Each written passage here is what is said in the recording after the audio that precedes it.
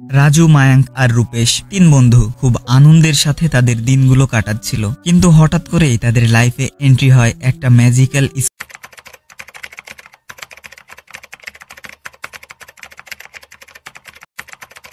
রাজু, মায়াঙ্ক আর রূপেশ তিন বন্ধু খুব আনন্দের সাথে তাদের দিনগুলো কাটাচ্ছিল, কিন্তু হঠাৎ করেই তাদের লাইফে এন্ট্রি হয় একটা ম্যাজিক্যাল স্কুটির, যেই স্কুটিটি যে কোনো প্রশ্নের উত্তর দিতে পারত।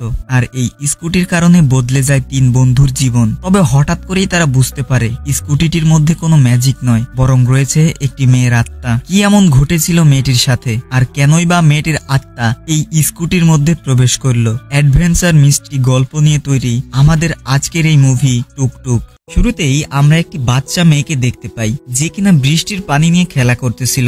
মেয়েটি তখন তার দাদিকে বলে, দাদি, বৃষ্টি কিভাবে হয়? আকাশে তো কোনো সমুদ্র নেই, তাহলে এই পানি কোথা থেকে পড়ে? দাদি তখন একটু চিন্তায় পড়ে যায় যে এখন কি করে বলবে যে বৃষ্টি কি করে হয়। এজন্য দাদি মেয়েটিকে বলে এটা ম্যাজিক, আর ম্যাজিকের মাধ্যমেই বৃষ্টি হয়। মেয়েটি তখন অবাক হয়ে দাদিকে জিজ্ঞেস করে, পৃথিবীতে এখনো ম্যাজিক বলতে কিছু আছে? ওই, আমি তো জানি না, তুমি কি কখনো ম্যাজিক দেখেছো? দাদি বলে, হ্যাঁ, আমি দেখেছি। আমাদের গ্রামেরই একটা ঘটনা। তিনজন বন্ধু ছিল যাদের কাছে একটা জাদুর টুকটুক গাড়ি ছিল। তুমি ওদের ব্যাপারে জানো না? মেয়েটি বলে, না দাদি, আমি জানি না, আপনি বলুন না ওদের ব্যাপারে। তো দাদি তখন গল্প বলতে শুরু করে, আর এখানেই সিন কাট হয় এবং আমরা রাজু, মায়াঙ্ক এবং রূপেশ নামের তিনজন বন্ধুকে দেখতে পাই। এরা তিনজন সারাদিন ঘোরাঘুরি, আড্ডা দেওয়া এসব করেই কাটিয়ে দেয়। এক কথায় এই কাজগুলো এদের ডেইলি রুটিন। তো এরা তিনজন রাজুদের বাড়িতে এসেছিল এবং রাতে তিনজন মিলে ডিভিডি প্লেয়ারে অ্যাডাল্ট মুভি দেখে এখন নাক ডেকে ঘুমাচ্ছে। একটু পরে ঘুম থেকে উঠে আবারও বেরিয়ে পড়ে আড্ডা দেওয়ার জন্য। বাড়ির লোকের শাসন তো তাদের কান পর্যন্ত পৌঁছায় না, তারা তাদের মতো বিন্দাস।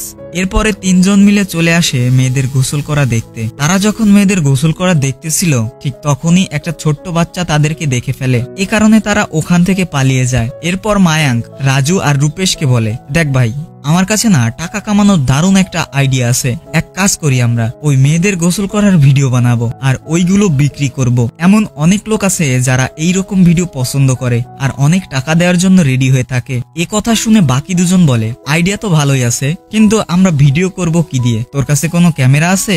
এরপরে সবাই মিলে একটা প্ল্যান করে এবং রাজুদের বাড়িতে আসে। রাজু তার বাবাকে বলে, বাবা, আমরা শর্ট ফিল্ম বানানোর কথা ভাবতেছি, আর এটা আমি ক্যারিয়ার হিসেবে নিতে চাই, যার জন্য ক্যামেরা কিনতে হবে। রাজুর বাবা বলে, ক্যামেরার দাম কত?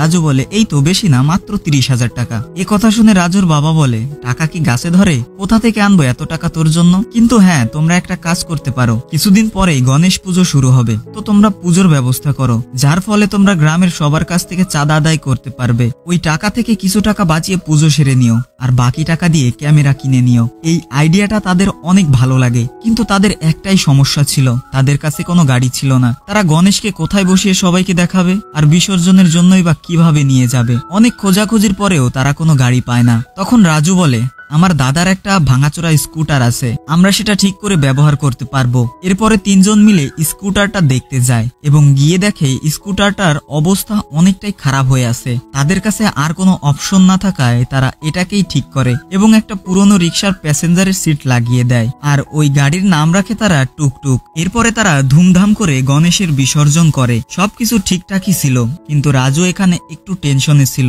সে বলে, দেখ ভাই, সবকিছু তো হয়ে গেল, কিন্তু আমার না একটা জিনিস ঠিক লাগতেছে না। আমাদের কাছে কি অন্য কোনো রাস্তা নেই টাকা উপার্জন করার? ওই রকম ভিডিও বানিয়ে বিক্রি করা আমার ঠিক মনে হচ্ছে না। কিন্তু ওরা দুজন বলে, আরে এসব কথা বলে মুড খারাপ করিস না তো। পরের দিন সকালে রাজু যখন ঘুম থেকে উঠে তাদের বানানো টুকটুকের কাছে আসে, তখন সে অবাক হয়ে যায়, কারণ রাতে রাজু টুকটুকটাকে এক সাইডে রেখেছিল আর এখন টুকটুক আরেক সাইডে চলে এসেছে। রাজু তখন তার মাকে জিজ্ঞেস করে তার বাবা টুকটুক নিয়ে কোথাও গিয়েছিল কিনা। এতে তার মা না বললে রাজু মায়াঙ্ক আর রূপেশকে ডেকে এনে এসব বলে। ওরা বলে, পাগল টাগল হলি নাকি? রাতে কি গাঁজা টাজা খেয়েছিলি নাকি, যার জন্য দিনের বেলাতেও এমন স্বপ্ন দেখছিস? রাজুরও মনে হতে করতে থাকে এটা হয়তোবা তার মনের ভুল, এজন্য সে রাতে পাহারা দেওয়ার সিদ্ধান্ত নেয়। আসলে রাজু দেখতে দুধের ডেকে টুকটুকের ব্যাপারে বলে, কিন্তু রূপেশদের সামনে টুকটুক কিছুই করে না। রাজু বলে, আজকে রাতে তোরা দুজন আমার সাথে থাক, তারপর তোরা বুঝতে পারবি এই টুকটুক একা একা চলে কিনা। এরপর রাত হলে তিন বন্ধু মিলে পাহারায় বসে পড়ে। রাতে তো কিছুই হয় না, কিন্তু যখনই সকাল হয় তখনই টুকটুক তিনজনের সামনেই নিজের সাইড পাল্টে ফেলে।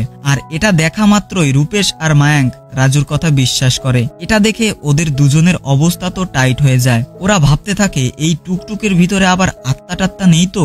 ওরা ভয়ে ভয়ে টুকটুকের কাছে গিয়ে জিজ্ঞেস করে, তুমি কি কোনো ভূত কিনা? টুকটুক তখন তার হ্যান্ডেলটি বামে ঘোরায়, মানে সে কোনো ভূত না। এটা দেখে তিন বন্ধু ভাবে এই টুকটুক তো আমাদের সাথে কথা বলতেছে, এমনটা নয় তো যে আমরা ওর উপরে করে গণেশকে বিসর্জন করেছি দেখে কোনো দেবতা আবার ওর উপর ভর করলো। চল জিজ্ঞেস করি ওকে ও কোনো দেবতা কিনা। টুকটুক আবারও বামে হ্যান্ডেল ঘোরায়। এটা দেখে তাদের মাথায় একটা আইডিয়া আসে। মায়াঙ্ক বলে, গ্রামের লোকেদের মাঝে গুজব ছড়িয়ে দেই যে গণেশ বিসর্জনের পর থেকেই টুকটুকের ভিতরে দেবতার শক্তি চলে এসেছে। তারা তাদের যে কোনো প্রশ্ন টুকটুকের কাছে জিজ্ঞেস করতে পারে। প্রতিটি প্রশ্নের জন্য আমরা গ্রামবাসীর কাছ থেকে টাকা নেব।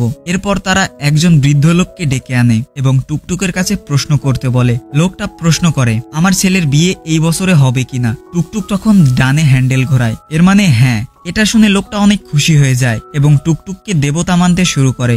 দেখতে দেখতে পুরো গ্রাম টুকটুকের ব্যাপারে জেনে যায়। গ্রামের সবাই টুকটুকের কাছে আসে তাদের প্রশ্ন নিয়ে। প্রত্যেকটা প্রশ্নের জন্য একটা টোকেন ছিল, আর একটা টোকেন দিয়ে একটা প্রশ্নই করা যেত, যার ফলে তিন বন্ধুর অনেক প্রফিট হতে থাকে। এখন শুধু তাদের গ্রাম থেকে না, অন্য সব গ্রাম থেকেও মানুষজন আসতো তাদের প্রশ্ন নিয়ে। অল্প কিছুদিনের মধ্যেই তিন বন্ধু অনেক টাকা উপার্জন করে। আর এইদিকে গ্রামবাসী এখন টুকটুকের পূজা করতে শুরু করে দিয়েছিল।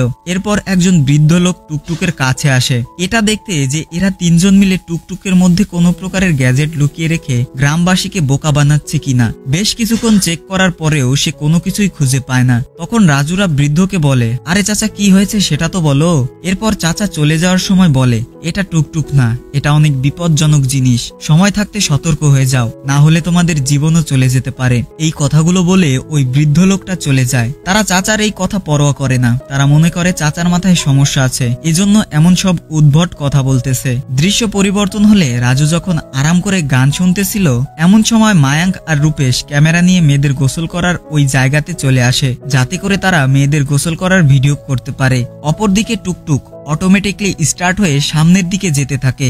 রাজু অবাক হয়ে টুকটুকের পিছনে দৌড়াতে থাকে আর ভাবে এই টুকটুকের আবার কি হলো, এ কোথায় যাচ্ছে। কিন্তু টুকটুক ততক্ষণে সেই জায়গায় এসে দাঁড়ায় যেখানে মায়াঙ্ক আর রূপেশ মেয়েদের গোসল করার ভিডিও করতেছিল।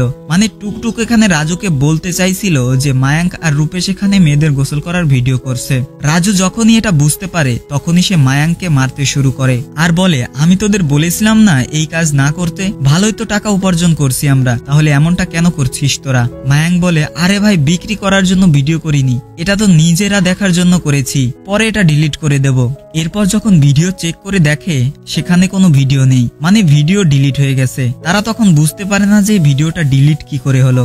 এবার তিনজন টুকটুককে সন্দেহ করতে থাকে, কিন্তু এ বাহিরের জিনিস কিভাবে কন্ট্রোল করতে পারে। এরা তখন ভয়ে ভয়ে টুকটুকের কাছে জিজ্ঞেস করে, তুমি যদি ভূত না হয়ে থাকো, তুমি কি তাহলে কোনো অতৃপ্ত আত্মা যার কোনো শেষ ইচ্ছা বাকি ছিল?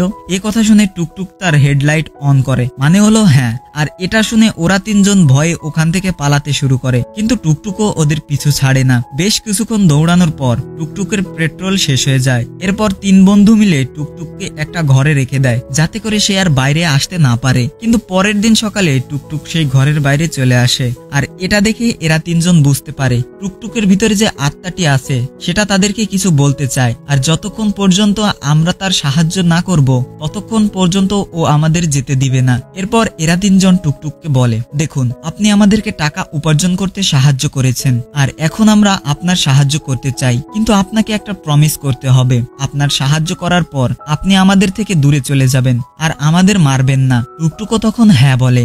এরপর এরা টুকটুককে প্রশ্ন করে, তুমি কে? তুমি ছেলে নাকি মেয়ে? টুকটুক তখন বলে, আমার ভিতরে একটা মেয়ের আত্মা আছে। তিন বন্ধু তখন আত্মাটির শেষ ইচ্ছার ব্যাপারে জানতে চায়, যাতে করে তারা আত্মাটির শেষ ইচ্ছা পূরণ করতে পারে। কিন্তু তার আগে আমাদের তোমার ব্যাপারে আরো জানতে হবে। তুমি কি আমাদেরকে তোমার বাড়িতে নিয়ে যেতে পারবে? এই কথা শুনে টুকটুক অটোমেটিকলি স্টার্ট হয়ে যায়, মানে সে রাজুদেরকে তার বাড়িতে নিয়ে যাবে। এরপর তিনজন টুকটুকে করে সেই আত্মাটির বাড়িতে আসে। এখানে শিল্পা নামের একটি মেয়ে থাকতো, মানে টুকটুকের ভিতরে শিল্পার আত্মা আছে। রাজুরা শিল্পার ফ্যামিলির কাছে জিজ্ঞেস করে শিল্পার সাথে কি ঘটেছিল। তখন শিল্পার বাবা বলে, আমরা জানি না ওর সাথে কি ঘটেছিল, দূরে কোথাও গিয়ে সুখেই আছে হয়তো। এর ভিতরে থাকা শিল্পার আত্মারও অনেকটা খারাপ লাগে। শিল্পার মা টুকটুকের ব্যাপারে জানতো, তো উনি টুকটুকের কাছে গিয়ে টুকটুককে প্রশ্ন করে, তুমি কি বলতে পারবে আমার মেয়ে ঠিক আছে কিনা? টুকটুক তখন ডানে হ্যান্ডেল ঘোরায়। এটা দেখে শিল্পার মা একটু স্বস্তি পায় যে আমার মেয়েটা অন্তত ভালো আছে। কিন্তু সে তো আর জানে না যে তার মেয়ে আর বেঁচে নেই, বরং তার আত্মাটা এই টুকটুকের ভিতরে রয়েছে। তো এখান থেকে শিল্পার ব্যাপারে তেমন কিছু একটা জানতে পারে না এরা। যখন তার ব্যাপারে কিছু জানতেই পারলো না, তখন এরা শিল্পার সাহায্য করবে কি করে? এর জন্য তিন বন্ধু শিল্পাকে বলে, তোমার কোনো বন্ধু নেই যে আমাদেরকে তোমার ব্যাপারে ভালো করে বলতে পারবে? এরপর আমরা তোমাকে সাহায্য করতে পারবো। এই কথা শুনে শিল্পা ওদের তিনজনকে তার দুজন বেস্ট ফ্রেন্ডের কাছে নিয়ে যায়। রাজুরা তখন শিল্পার বান্ধবীদেরকে সব খুলে বলে যে টুকটুকের ভিতরে কোনো দেবতার শক্তি নেই, বরং শিল্পার আত্মা রয়েছে। কিন্তু তারা রাজুদের কথা বিশ্বাস করে না। তারা বলে এটা কিভাবে সম্ভব? তখন রাজু বলে, তুমি শিল্পার কাছে ওই প্রশ্ন জিজ্ঞেস করো যেটার উত্তর তোমরা তিনজনই জানতে। যদি সঠিক উত্তর দিয়ে দেয় তাহলে তোমাদের বিশ্বাস করতে হবে। শিল্পার বান্ধবী তখন বলে, একটা কথা বলো, যখনই আমাদের খেলতে মন চাইতো তখন আমরা কোথায় যেতাম? এটা শুনে শিল্পা সবাইকে সেই জায়গাতে নিয়ে আসে যেখানে সে তার বান্ধবীর সাথে খেলা করত।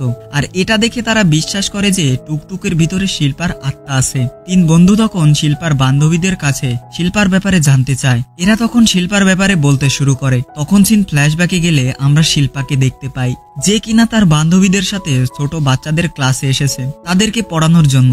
আর বাচ্চাদেরকে পড়াতে শিল্পার অনেক বেশি ভালো লাগতো।